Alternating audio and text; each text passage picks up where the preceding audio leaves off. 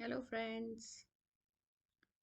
Today we'll be taking up the topic double displacement reaction और ये topic class 10th का है, पहले चैप्टर से है and it is one of the type of reactions.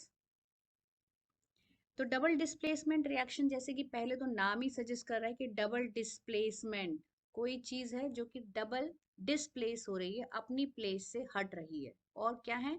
दो चीजें हैं, डबल है। सो अगर हम सिर्फ डेफिनेशन में जाएं तो एज पर डेफिनेशन क्या होता है कि डबल डिस्प्लेसमेंट रिएक्शन वो रिएक्शन है जिसमें दो आयंस एक्सचेंज होते हैं। दो आयंस एक्सचेंज मतलब ए की जगह बी ने ले ली और बी की जगह ए ने ले ली। इसको बोलते हैं एक्सचेंज होना। आप अपने फ्रेंड्स की सीट में बैठ गए और आपका फ्रेंड आपकी सीट में बैठ गया। This is called exchange. So example अगर हम देखेंगे डबल डिस्प्लेसमेंट का तो हमने यहाँ पे एक एग्जाम्पल लिया है sodium sulphate, barium chloride. Na2SO4 को बोलते हैं सोडियम सल्फेट। ठीक है। और इसमें मैं एक और चीज ले लूँ, सोडियम सल्फेट जब हम देखेंगे सिर्फ इसका एग्जाम्पल लूंगी किस तरीके से फॉर्मूला बना है। और अगर आपको फॉर्मूला फॉर्मेशन के लिए भी वीडियो देखना है तो you can checkup the link below. So यहाँ पर अगर हम देखेंगे सोडियम की वैलेंसी हमारी +1 होती है और सल्फेट की वैलेंसी होती है -2। So when we are making up the formula तो हम लोग सिंपली समझने के लिए कर देते हैं कि भाई सल्फेट के लिए सेटिस्फाई करने के लिए दो सोडियम के एटम्स चाहिए और हम सिंपली कह देते हैं कि इनकी जो वैलेंसी है वो एक्सचेंज हो जाएंगी। तो Na का सबस्क्रिप्ट हो जाएगा 2 और सल्फेट का सबस्क्रिप्ट रहेगा 1। तो फॉर्मूला बन गया सोडियम सल्फेट। ठीक है, तो हम एक ही का एग्जाम्पल लेंगे। सिमिलरली बेरियम क्लोराइड का फॉर्मूला बनता है। नाउ अब हम आ जाते हैं अपने back to our double displacement reaction. तो जब हमने ये एग्जाम्पल देखा कि सोडियम सल्फेट और बेरियम क्लोराइड की जब रिएक्शन करवा रहे हैं then we saw that what is happening here. Product में अगर हम देखें तो हमें क्या देखने को मिल रहा है कि क्लोरीन के साथ सोडियम आ गया है, क्लोरीन के साथ तो सोडियम आ गया है और सल्फेट के साथ क्या आ गया? Barium. It means sodium and barium has interchanged their places, they have exchanged their places. ठीक है। दूसरा एग्जांपल हम देखते हैं, silver nitrate with sodium chloride. AgNO3 silver nitrate होता है और सोडियम क्लोराइड NaCl होता है। सो इस केस में भी अगर हम प्रोडक्ट में देखें तो हम देखते हैं कि सिल्वर जो है सोडियम की जगह पे बैठ गया है और सोडियम जो है फाइनली उसको क्या जगह मिली है? नाइट्रेट के साथ, that is which was of that of silver. So यहाँ पर भी एक्सचेंज हो रहा है ऑफ आयंस। सो जहां पर भी exchange of ions is there, there we called as double displacement reaction. अब क्वेश्चन आता है कि हम कैसे आइडेंटिफाई करेंगे। तो पहला चीज तो सबसे आसान तरीका ये है कि आप चेक करेंगे कैटायंस एक्सचेंज हो रहे हैं या नहीं। कैटायंस अपने पोजीशन को चेंज कर रहे हैं या नहीं कर रहे हैं, पहला चीज आप इसको देखते हैं। दूसरा चीज, दूसरा क्लू ये होता है कि जब आप प्रोडक्ट देखते हैं, लेट अस इसको जरा इरेज कर देते हैं। जब आप प्रोडक्ट में देख रहे हैं तो आप प्रोडक्ट में क्या देखते हैं? That if states of matter, states of matter क्या है? किस स्टेट में आपके रिएक्टेंट्स हैं और किस स्टेट में आपका प्रोडक्ट है, उसको बोल देते हैं हम लोग states of matter of reactants and products. तो आप देखेंगे Na2SO4 sodium sulphate aqueous, AQ मतलब होता है एक्वस। अब इसको भी थोड़ा सा रिवाइज कर लेते हैं, एक्वस। और एक्वस को शॉर्ट फॉर्म में लिखते हैं AQ। तो ये एक्वस का मतलब होता है जो मेरा सोडियम सल्फेट मुझे अगर मिलता है तो वो पाउडर्ड फॉर्म में मिलता है, it is in the form of powder. ठीक है। Na2SO4 को I have to mix it with water. Na2SO4 डालना है मुझे और इसमें मेरा पानी रहेगा, वाटर। तो जो सॉल्यूशन मिलता है मुझे बाद में, that is called as aqueous solution of sodium sulphate. तो वो जो सॉल्यूशन जो मिलता है that is your sodium sulphate aqueous. इसको हम कह देते हैं एक्वस। कोई भी चीज सॉलिड में होती है उसे हम कह देते हैं सॉलिड, S। और ये सारे स्टेट्स ऑफ मैटर हम कहाँ लिखते हैं? सबस्क्रिप्ट में लिखते हैं उस कंपाउंड के। यहाँ पर मैंने सबस्क्रिप्ट में लिखा है। तो सोडियम सल्फेट क्या है? एक्वस है। बेरियम क्लोराइड क्या है? एक्वस है। अगेन सोडियम क्लोराइड क्या मिल रहा है? एक्वस। बेरियम सल्फेट क्या मिल रहा है? सॉलिड। तो मेरा दूसरा क्लू क्या बोलता है, वो ये कहता है कि अगर आपके रिएक्टेंट्स एक्वस हैं, अब इस केस में हम देखें ये भी एक्वस है, ये भी एक्वस है, करेक्ट, ये फॉलो हो रहा है, correct. And there is a formation of one solid product, और प्रोडक्ट में जब हम देखेंगे तो कम से कम एक हमें जो है सॉलिड मिलना चाहिए प्रोडक्ट, तो प्रोडक्ट हमें सॉलिड मिल गया, ये भी करेक्ट है।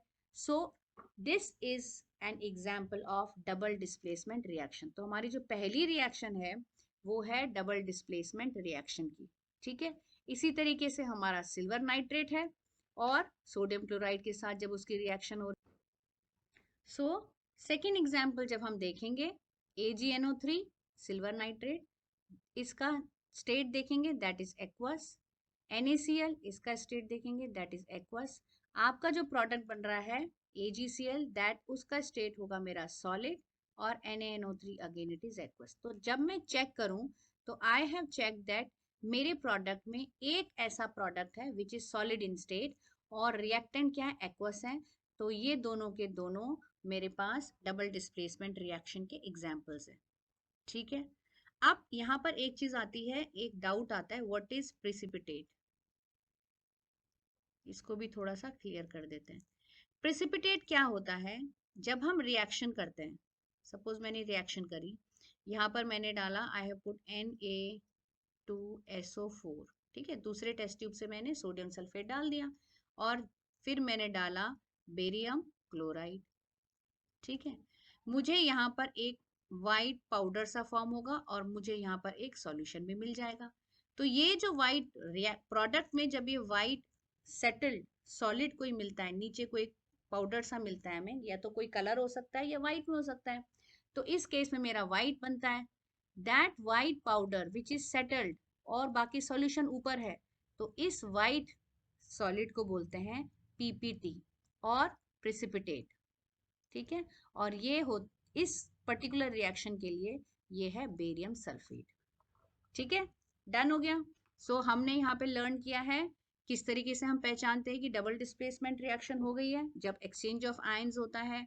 और दूसरा तरीका ये है कि जब कोई एक प्रोडक्ट मेरा सॉलिड स्टेट में होता है तो वो हमारी डबल डिस्प्लेसमेंट रिएक्शन होती है, जब हमारे रिएक्टेंट्स एक्वस में होते हैं, ठीक है। इन दो तरीके से हमने फाइंड किया that double displacement reaction is due to exchange of ions.